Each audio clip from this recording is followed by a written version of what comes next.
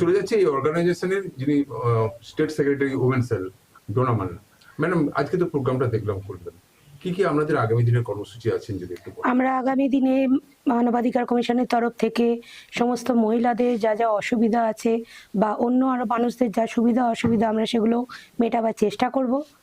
ভবিষ্যতে যদি আমাদের কেউ কোনোভাবে গাইড করতে চান বা পরামর্শ দিতে চান আমাদের অবশ্যই জানাতে পারেন।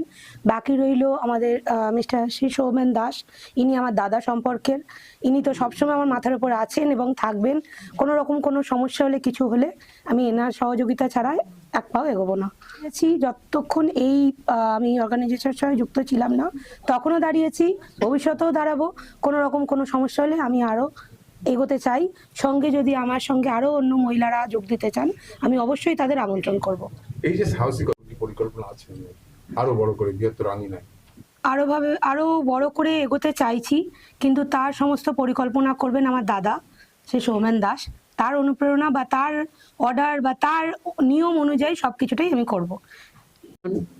মূলত প্রতি বছর এই 10ই ডিসেম্বর সারা বিশ্ব মানবাধিকার যে দিবস সেটা আমরা করে থাকি।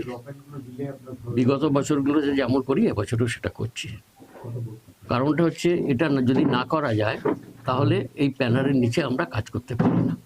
একটাই কথা বলি, রাজনীতি করুন, আপনার জায়গা করুন। মানবাধিকার যে জিনিস সেটা করতে গেলে আমাদের কাজ করতে দিন। এর মধ্যেও আমরা অনেক সময় অনেকভাবে অবহেলিত হয়েছি ওদের কাছে, কিন্তু সে বাধা আমরা তাদের মানছি না। আমরা আমাদের মতে কাজ করি। ভয় লাগে না? হ্যাঁ, ভয় সাময়িক হয়তো আমরা চিন্তা করি, কিন্তু ভয় লাগার কোনো কারণ নেই, কারণ আমরা অনিয়ম কিছু করছি না। ওরা রাজনৈতিক যে নেতৃত্ব ওরা কিন্তু অনেক কিছু অনিয়ম কাজ করে, কারো স্বার্থ দেখে, কারো অর্থ দেখে, সেই হিসেবে করে, কিন্তু আমরা সেটাকে তাই করি না। যাই ফলে ওদের ভয়টা সাময়িক আমরা চিন্তা করলো, কিন্তু ওদের ভয়টা আমরা তোয়াক্কা করি না। নগরচন্দ্র বোধক, টেজারার, এই সংস্থা দেখতে হচ্ছে আরেকজন মহিলা অগ্রণীকে পেয়ে গেছি। আপনি বলুন কি করলেন আপনার প্রোগ্রাম, আগামী দিনে কিছু যদি কর্মসূচি থাকবে আপনাদের?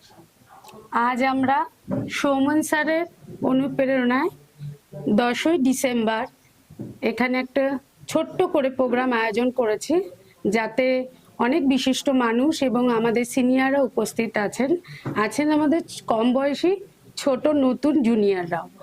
এবং আমরা বলবো আমরা কাজ যখনই করব মন থেকে করব, ভালোবেসে করব।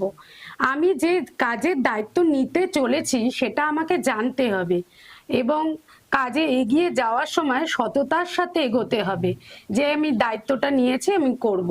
অবশ্যই সিনিয়রের গাইড মতো এগোতে হবে। কখনো কোনো বিপদে পড়লে সিনিয়রকে ফোন করে জানতে হবে সিস্টেম কি আছে। উনি আমার আগেই বলেছেন একজন যে কাজ করার সময় আমরা ভয় পাবো না, কারণ কাজ করতে গেলে ভয় পেলে আমরা কাজ করতে এগোতে পারবো না, আর কাজ করতে গেলে আমাদের বিপদ অনিবার্য।